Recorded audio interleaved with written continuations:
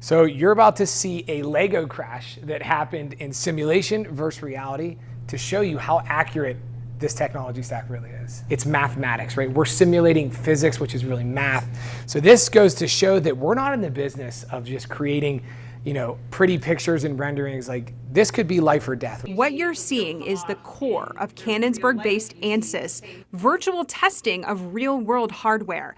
Founded by famed Pittsburgh engineer John Swanson, the company is now one of the most valuable in all of Pittsburgh. In early 2025, California-based Synopsys completed its $35 billion acquisition of Ansys. These simulations have proven invaluable for Astrobotic, saving the company time and money. We can do an awful lot at the design stage that years ago had to be done with physical testing. The number of variations is nearly impossible, so you have to lean into simulation to run billions of scenarios. And when Astrobotic needed to stress test its propulsion, the partnership paid off. The goal was they can run tens of thousands of what-if scenarios and optimizations before their product ever left Earth. When I was at Tepper. Just across the Bloomfield Bridge, a different kind of factory. Modular robots building the future. So our mission as a company is to make it easier to build robots.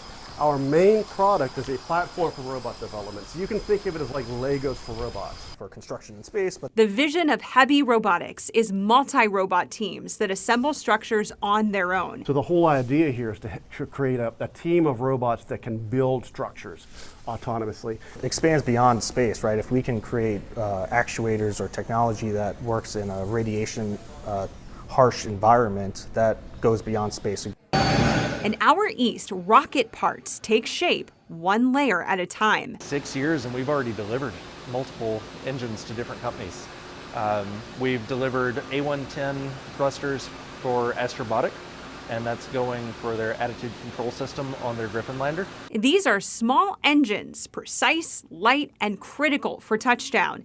Agile Space Industries, a factory spin-out from Westmoreland County Community College, now hums inside RIDC Westmoreland. The ones that we delivered to Astrobotic specifically are 0.8 of a pound. Some of what's being printed here will fly in Earth orbit too. What we're seeing right here, being made in Mount Pleasant, Westmoreland County, is going up to the International Space Station. Absolutely.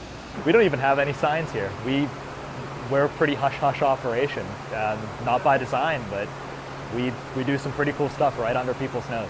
And the roots of this space network run deep, back to a different era in space and to this quiet building in Monroeville. Here, engineers developed a patent that changed how NASA communicates and how the rest of us do too. We often are categorized as one of Pittsburgh's best kept technology secrets. In the analog 1980s, Compunetics built a digital switch, the modern conference call NASA needed and the one many of us still rely on. Developed a switching technology which was rather unique. It was a very novel way of performing telecommunications switching for both data and voice. When NASA put that idea out to bid, the little company from Monroeville out-engineered a telecom giant. Sure, AT&T was a much larger company, but Compunetics was a handful of engineers, but they won. Digital made missions clearer and faster to reconfigure.